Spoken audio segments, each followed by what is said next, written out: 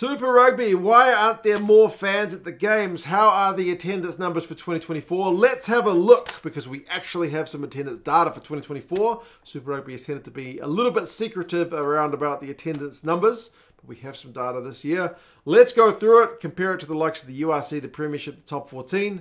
You guys can let us know your thoughts on how you reckon the numbers are looking. The reason I bring this up is because, number one, we have some data, which is pleasing. And number two, this topic comes up a lot on social media. There's often questions posed, why aren't people going to Super Rugby? Who'd want to play in Super Rugby when you're only getting so kind of few fans a game? Why don't you go play in Japan? Because you get more fans at a game in Japan compared to in Australia and New Zealand. Well, we've got some data.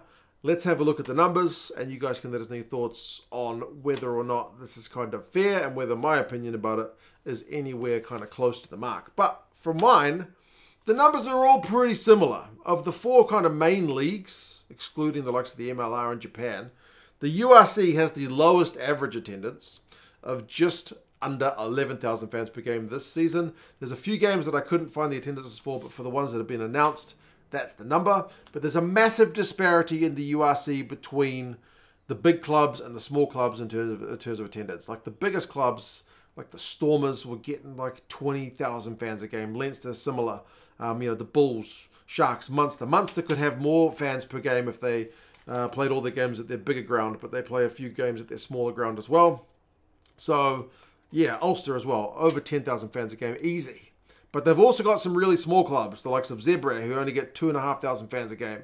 Benetton, who are at capacity, but they're only in a 5,000-seat stadium. So that's not many fans in the scheme of things. The Dragons, Connacht, and Ospreys all kind of, around about 5,000 fans a game. So that really kind of brings the average down for the URC. So the URC is a real mixture. Whereas the top 14 in the Premiership have pretty solid numbers, like 14,000 fans a game. I couldn't find a team-by-team breakdown for the top 14, sadly. Sorry, French fans. But for the Premiership, pretty much all the teams average more than 10,000 fans a game. Newcastle and Sale are kind of exceptions to that rule, with Leicester, regularly bringing in 20,000 fans a game, week in, week out. And this is not even including Champions Cup rugby, which is the kind of next level above the regular season stuff. We don't have a Champions Cup equivalent here, so we're just kind of looking at kind of regular season numbers. So Champions Cup numbers will be even higher. But for the regular season stuff, the Premiership, as I said, kind of 13,000, same with the top 14. Where does Super Rugby fit into that picture? In the middle. Higher than the URC, lower than the Premiership top 14, 12,500 fans a game. Again, not all the games are accounted for. There are a few missing. Most notably, the Blues are missing a few games. But around about 12.5, maybe 12, because there's a couple of the games the Blues didn't announce were against Australian teams. New Zealand attendance data tends to be New Zealand against New Zealand, bumper crowd. New Zealand against Australia, lower crowd. Whereas in Australia, it's not the same. Often, well, I guess with all the expat Kiwis there, when New Zealand teams come to town, there's often similar or maybe even increased fan attendance at the game. So 12,500, the Super Rugby numbers are on a par with all the other leagues. There's not that much difference between kind of 11 and 14, with Super Rugby 12.5 in the middle. So why does Super Rugby get talked about so much in terms of having poor attendance if the numbers actually aren't that different?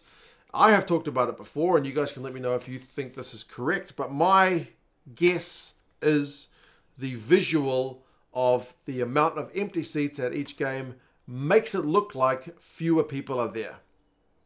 If you look at the Blues playing the Highlanders a few weeks ago, there were 15,000 fans at the game, but that's in a 50,000 seat stadium, so it looks empty. Whereas also very recently, Bath hosted Sale in the Premiership semi-final. 14,000 fans, which is 1,000 fans fewer, but it looks chock-a-block and it looks fantastic on camera. So that visual, more so having empty seats than bums on seats, makes you think there's nobody there, even if the numbers are more or less the same.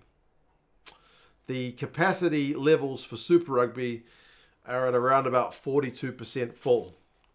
So more not full than full. Whereas if you look at the URC, it's 62%, and the Premiership was closer to 80% full. So it's certainly a much better visual when you can see so few empty seats. Now, South Africa is a bit of an exception. I feel like South Africa probably understand it, because sometimes the question gets asked, why don't South African fans go to the games? They're also only at like 30% capacity because the stadiums are massive. The South African fans, like the South African teams, are actually 3 of the top 4 attended teams in the URC, with the Stormers, the Bulls, and the Sharks. Sharks didn't have complete data either, but those teams regularly kind of getting more than or just close to 20,000 fans a game. But when you're in a 50,000, 60,000 seat stadium, still looks pretty empty. So a lot of us have had this conversation before, but as I said, it kind of pops up a lot. So now that we've got some data, I figured it was a good chance to kind of put that out there. If we're looking at a team-by-team breakdown for the Super Rugby teams, the top one is the Blues, but they have incomplete data. So from what data we have, just over 21,000 fans a game. But with the Brumbies game being missing, the Force game being missing, the Drua game being missing, and even the Crusaders game. The Crusaders game was probably a good crowd, but the other 3 will be less than 20,000. They'll be between 10 and 15. You can probably say the Blues that are around about 16 or 17 on average would probably still put them close to the top. The Hurricanes are almost half filling their 34,000 seater stadium with 16,000 fans a game. Chiefs at 14, and the Crusaders and Highlanders at around about 12. The Crusaders fans look the best on camera, even though their stadium's kind of made of scaffolding, but it's only a 17,000 seater, and they're getting 12,000 fans a game. Looks more decent on camera compared to everyone else, and feels like, from the TV, because I've never been to a game there, feels like it has a better atmosphere. If you've got empty seats around you, the atmosphere kind of sucks. The Aussie teams is not quite so flash. Like the traditional kind of rugby areas of Sydney and Brisbane, they easily get more than 10,000 fans a game. Again, Waratah's data wasn't complete. The Brumbies having a good year, but only 8,000. The Rebels, 7, but they had very, very little data, and they've had a shocking season in terms of the off-the-field matters. And then the Force, bringing up the rear, 6,200, also didn't make the playoffs, so certainly not helping their cause. But yeah, you compare that to some of the top sides around the world. Leicester easily 20,000 a game. Stormers 20,000 a game. Yeah.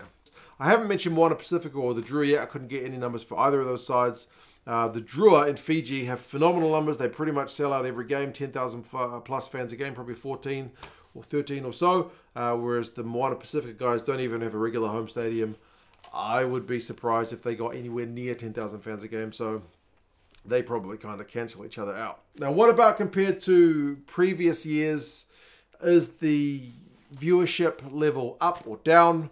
The New Zealand Rugby CEO recently said in an interview it's up 2.5% attendances, which is not that great. Like 2.5% is kind of margin of error territory. 2.5%, if you have a couple of rainy days, you're going to drop 2.5% because people will choose to stay home.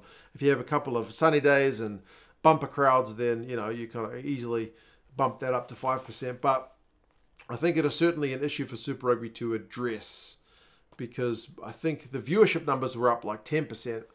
So more people are choosing to sit home, watch the game on TV, where the beer is cheaper, more convenient. You can go to the toilet whenever you want. You can pause the game, compared to, going to the ground, which costs the ticket, which is not that expensive in the scheme of things compared to a lot of the sports around the world. But then the food and the transport and sometimes the weather.